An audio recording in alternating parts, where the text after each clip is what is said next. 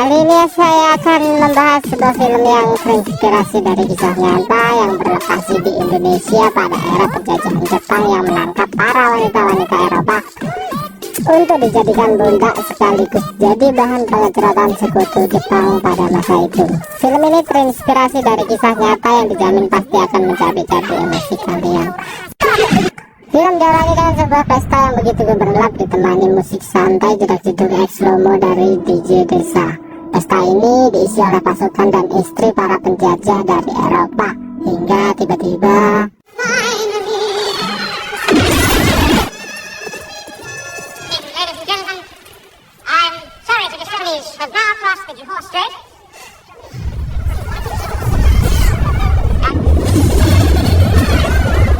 dari ledakan itu pesta dihentikan oleh petinggi militer, lalu memberitahukan bahwa pasukan Jepang mulai menginvasi Indonesia dan memukul mundur para militer Eropa.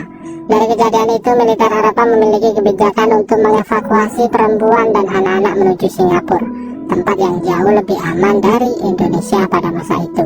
Akan tetapi, di tengah perjalanan pesawat Jepang malah menyerang kapal yang membawa para itil, sehingga mereka terpaksa terjun ke laut untuk menyelamatkan diri.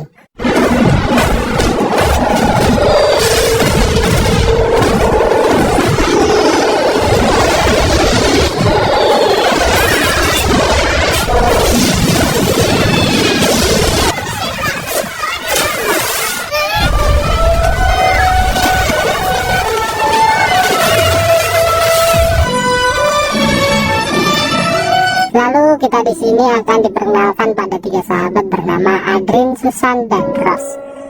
Mereka berhasil selamat dan segera menuju daratan, sedangkan yang lain entah bagaimana nasibnya. Entah beruntung atau sial, mereka di sini bertemu oleh tentara Jepang yang melintas menggunakan pesawat.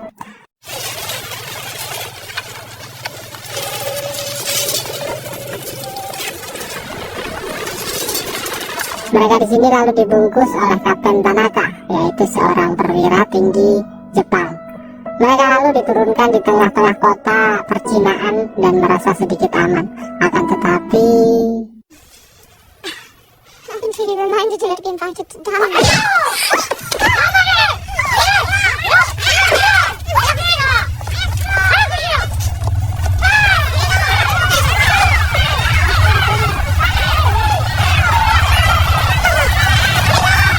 prajurit gempal bernama Tomiyasu ini adalah pimpinan pasukan Jepang yang bertugas mengumpulkan para wanita Eropa untuk menjadi tahanan. Kemudian mereka semua dibawa di sebuah kamp tahanan untuk dipenjara dan diambil tenaganya. Di sana mereka dipaksa berbaris dan jika ada yang melawan akan dihajar seperti wanita ini.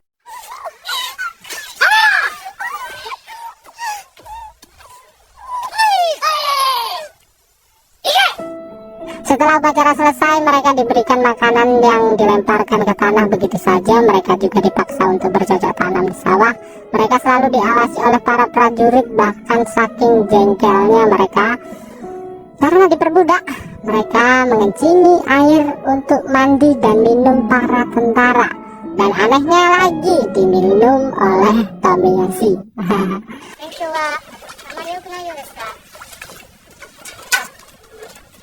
Di saat malam hari kita di sini akan melihat perjuangan seorang wanita Asia, tepatnya Chinese, pemberani yang berjuang untuk menukarkan barang pribadi dengan obat-obatan dikarenakan banyak dari teman mereka yang sakit. Dan tiba-tiba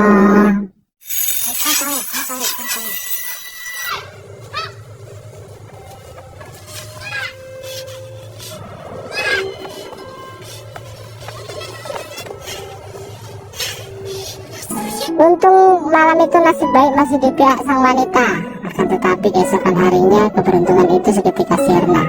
Obat-obatan yang ia tukar kini harus ia kembalikan dengan nyawanya dan harus rela dibakar hidup-hidup di depan para tahanan lain.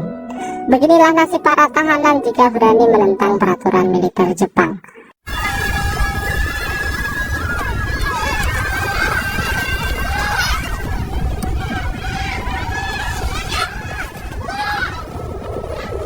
Keesokan harinya para tahanan wanita muda yang masih berwarna pink dibawa ke sebuah istana untuk dijadikan budak pemuas para perwira Jepang. dengan tawaran akan selalu diberikan makanan enak, mandi air hangat, dan sabun yang sangat melimpah. Dan di sini tidak ada pemaksaan di antara para gadis, hanya saja mereka tergiur atas tawaran itu dan dengan sukarela menjadi lonte para perwira Jepang.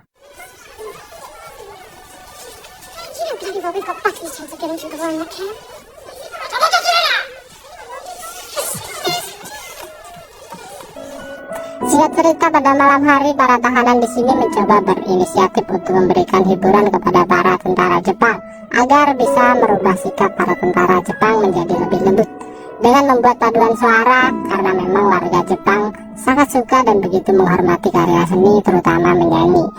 Pada malam hari, prajurit Jepang yang mabuk berusaha memperkosa Audrey.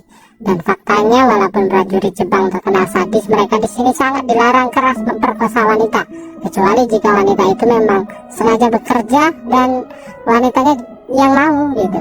Akan tetapi prajurit tadi malah berbohong yang seolah-olah membuat Audrey bersalah telah menyerangnya hingga jatuh ke kubangan tai, hingga membuat Audrey akan dieksekusi mati besok. Susan lalu mendatangi Kolonel Hirota untuk mengatakan yang sejujurnya apa yang terjadi pada malam itu.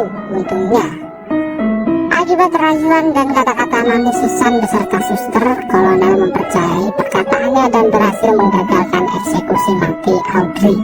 Singkat cerita, pada malam hari para tahanan nekat mempersembahkan paduan suara yang mereka buat untuk memberi kejutan para tentara, begitupun Kolonel yang sontak membuat para tentara terharu dan hanyut ke dalam kemerduan suara itu.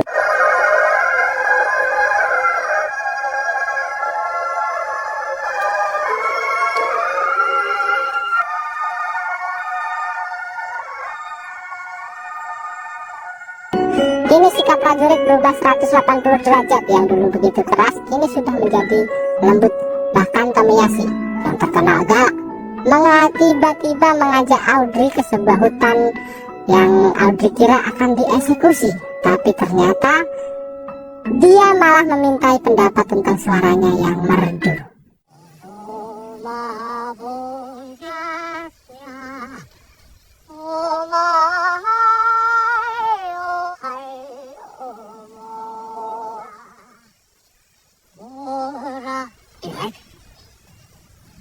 Audrey di sini hanya bisa tersenyum menangis melihat kejadian yang baginya mustahil.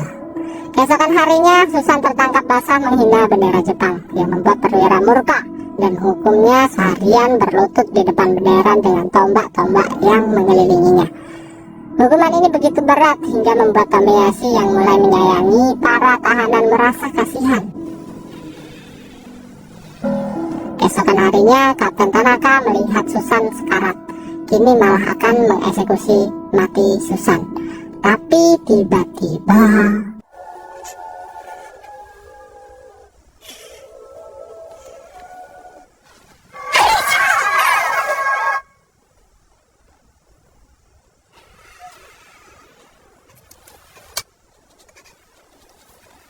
entah karena merasa belas kasih atau apa, Kapten Tanaka menghentikan niatnya dan membiarkan Susan tetap hidup. Kolonel Hirota yang mulai menyayangi para tahanan kini ingin mendengarkan paduan suara Audrey and the Gang. Kolonel Hirota begitu kagum dengan pertunjukan itu, sehingga menghadiahkan 2 batang sabun mandi yang akan amat sangat berguna untuk 300 tahanan di sini. Kolonel Hirota say you are pleased to sing one job, but this is very difficult to say.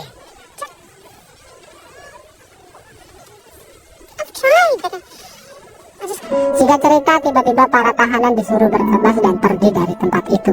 Para tahanan berusaha mencari informasi dan terungkaplah fakta bahwa Jepang telah dipukul mundur oleh tentara Indonesia.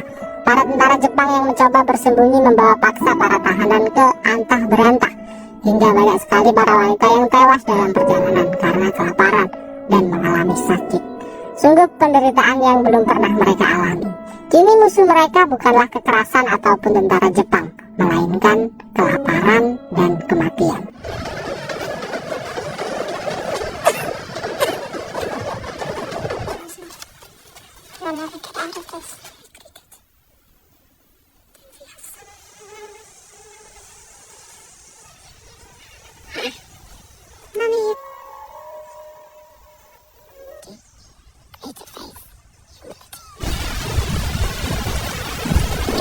Hingga pada akhirnya Kolonel Hirota menyampaikan sebuah pesan bahwa kini mereka dibebaskan dan perang telah selesai. Saking bahagianya para tahanan di sini menangis tanpa air mata mendengar berita itu. Mereka dibebaskan pada tanggal 24 Agustus 1945, seminggu setelah Indonesia menyatakan kemerdekaannya. Para tahanan pun segera dievakuasi 2 minggu setelah dibebaskan dan dibawa ke Jakarta lalu Singapura untuk mendapatkan perawatan yang lebih intensif. Lalu film pun tamat.